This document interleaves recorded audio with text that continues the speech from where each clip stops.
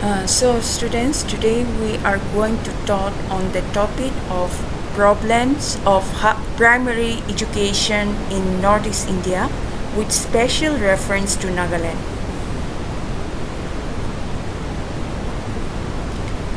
Introduction.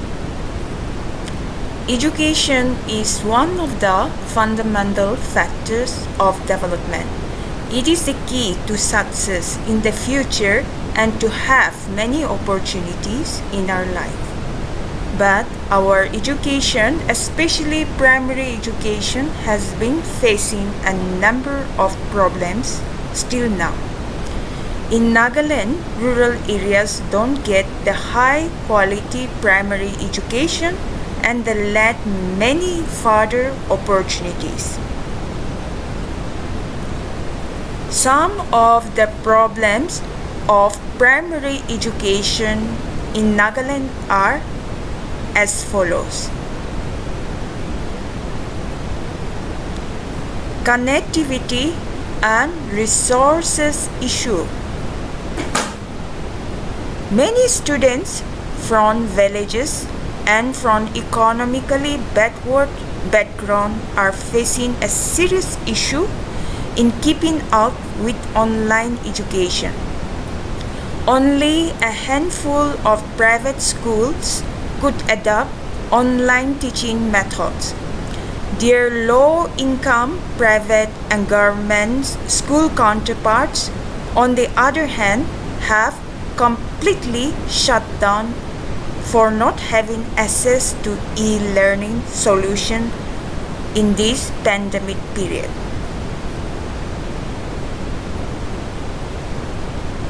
Second, unpreparedness towards digitized environment. Many teachers and parents are facing challenges in coping with the new mode of teaching and learning. Despite so many push for a digital India, sustained push for digitization of education and training of teachers to deal with it has been lacking. Technological investment in the education sector has been very low. Lack of qualified and committed teachers. Number 3, lack of qualified and committed teachers. Basically, teachers are taught to be instruments of change in the society.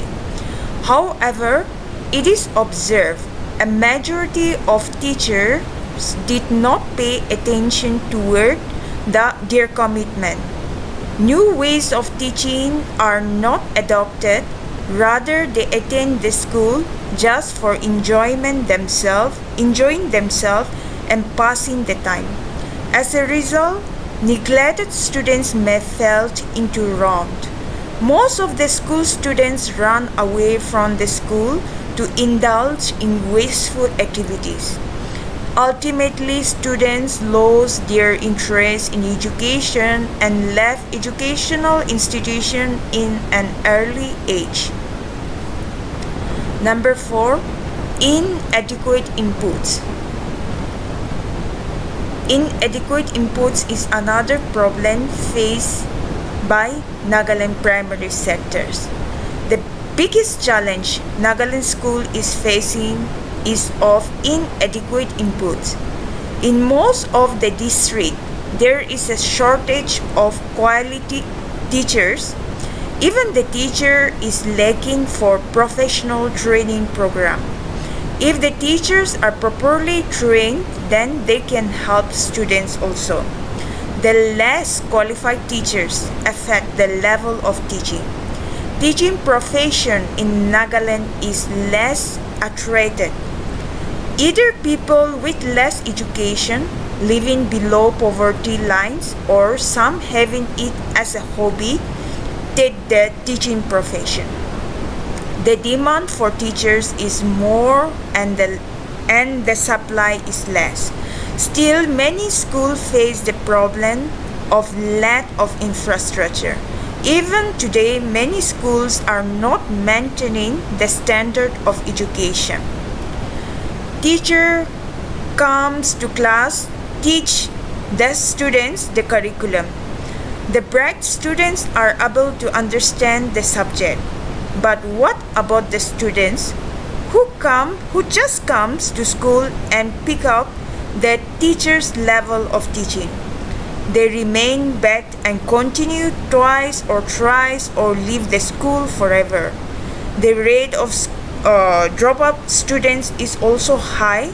They leave the school before completing their primary education. Schools should take up initiative for the students who require extra help. Next problem is quality of education. Many parts of Nagaland, the quality of primary education is not maintained. There is lack of discipline, punctuality, and motivation in primary education. Students don't get proper and complete education from schools, so parents opt for the private tuition, and this put more pressure on the students. Students in 4th grade are hardly able to read the paragraph and they are not up to their school levels. The next problem, number 6, lack of adequate school infrastructure. Schools these days don't have proper and suitable, rich and motivating environment which may inspire and stimulate the learning experiences. Most of the schools, particularly government schools, do not have adequate infrastructure. There are not proper classroom, furniture, laboratories, libraries, playground, urinal, safe drinking water, and other related amenities, etc. There is lack of playground, which cause them face lot of inconveniences. This deprives the students of the actual benefit of learning. Due to lack of proper facilities, students' physical and mental growth is hampered. Government school can be easily noted for this mess. Students are provided unhealthy food which adversely affect their health. In most of the cases, corrupt practices defeat the basic purpose of the beneficial midday meal scheme. The educational system of Nagaland is based on unequal lines. Median of education is different in both public and private sector. This creates a sort of disparity and differences among people.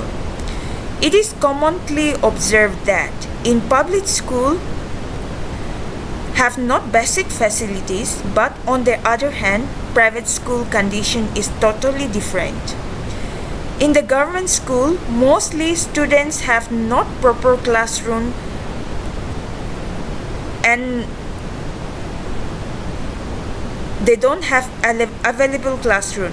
It is noted that at least 1/3 school contain only 1 or 2 classrooms and without proper seating arrangement in many government schools. It is a critical situation and causes to shatter the morale of the students. That very situation also indicates the students are deprived of the basic necessities of education. Many government schools has not any library facilities, audio, video support, and computer laboratories. While the facilities are considered very necessary instrument of the education, which play a great role in the students' grooming. Actually, teaching aids help and build students' concepts. Due to weak conceptual base, students lose their interest in studies. The next problem of primary education is lack of co-curricular activities. Co-curricular activities play a big role in the physical and mental development of the child. However, many schools have not even proper playground for the students' physical grooming. Whenever students did not participate in co-curricular activities, then how he can be a healthy, physically fit and mentally sound person? According to the famous quotation which read, "A sound body has a sound mind." But Nagaland primary school, or in many primary school of Nagaland, there is lack of co-curricular activities. Class size. Number 8. Problem number 8, class size. Large class size are an epidemic in the primary education system, especially in private school, in many private schools. With schoolrooms overflowing with students and not enough teachers to provide an adequate amount of individual attention, the students' learning experience is jeopardized. Primary school teacher attempts to manage classroom full of 50 to 60 students in some school district across the state, especially private schools.